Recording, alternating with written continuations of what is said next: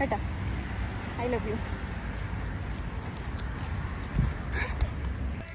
നമ്മളെവിടെ പോകുന്നു കുഞ്ഞിപ്പെണ്ണേ? പാട്ടീൻ്റെ വീട്ടിലാ? ഇപ്പോഴാ? ഇപ്പോഴത്തെ സമയമെന്നറിയോ? ഇപ്പൊ 10 മണിയായി. എവിടെ പോന്ന്? കറങ്ങാൻ പോന്നാ? പോവാം. ലെഗോ. ഹലോ, ഇത് നമ്മൾ രാത്രി ആയപ്പം പെട്ടെന്നെടുത്ത തീരുമാനമാണ്. നമുക്ക് പുറത്തെവിടെയെങ്കിലും വെറുതെ പോയിട്ട് വരാമെന്ന് പറഞ്ഞു ഞാൻ ഏട്ടനോട്. കാരണം ഒന്നാമത് ഇപ്പോൾ ചൂടായതുകൊണ്ട് രാവിലെ ഒന്നും എവിടെയും പുറത്ത് പോക്ക് നടക്കുന്നില്ല കേട്ടോ. കാരണം സാധാരണ ഇവിടെയും കൊണ്ട് നമ്മൾ പാർക്കിൽ പോവായിരുന്നു.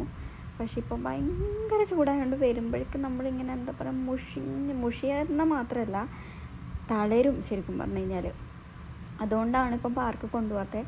അപ്പോൾ കുഞ്ഞിപ്പെണ്ണ് വൈകുന്നേരം തൊട്ടേ എൻ്റെ അടുത്ത് അമ്മ നമുക്ക് എവിടെയെങ്കിലും പോവാം, എവിടെയെങ്കിലും പോകാമെന്നല്ല, മെയിനായിട്ട് പാർക്ക് പോകാമെന്നാണ് എൻ്റെ അടുത്ത് പറയുന്നത്. പക്ഷേ ഈ പറഞ്ഞ പോലെ വയ്യ, പാർക്ക് പോയി കഴിഞ്ഞാൽ ടയേർഡാവും വരുമ്പം. അതുകൊണ്ട് പിന്നെ തലവേദന ആയിക്കും ആ വെയിലൊക്കെ കൊണ്ടുവരുമ്പോൾ.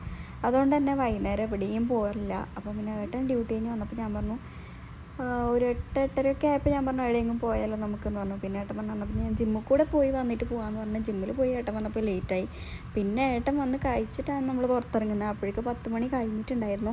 അങ്ങനെ റോഡിലേക്ക് അങ്ങ് ഇറങ്ങിയതിന് ശേഷമാണ് എങ്ങോട്ടേക്ക് പോകുന്നുള്ള തീരുമാനമായത്. അപ്പോൾ വിചാരിച്ചു വന്നാലും മംസാർ പാർക്കിലേക്ക് പോകാമെന്ന്. മംസാർ പാർക്ക് ഇവിടെ ഓപ്പൺ ആയിട്ട്, അതായത് അതിൻ്റെ എന്താ പറയുക, റിനോവേഷൻ നടന്നിട്ട് കുറച്ച് നാളായിട്ടേ ഉള്ളൂ. പക്ഷേ ഇതുവരെ നമ്മൾ പോയിട്ടുണ്ടായിരുന്നില്ല. കാരണം ഈ ചൂട് സമ്മർ സ്റ്റാർട്ട് ചെയ്തപ്പോഴാണ് അത് ഒന്ന് റീഓപ്പൺ ആയത്. അപ്പോൾ തൊട്ടേ ഭയങ്കര തിരക്കാണ് അവിടെ. പിന്നെ ഈദ് ഹോളിഡേൻ്റെ സമയത്ത് പോകാമെന്ന് ചോദിച്ചു. പക്ഷേ ആ സമയത്ത് അവിടെ അടുക്കാൻ പറ്റാത്തത്ര തിരക്കാണ്.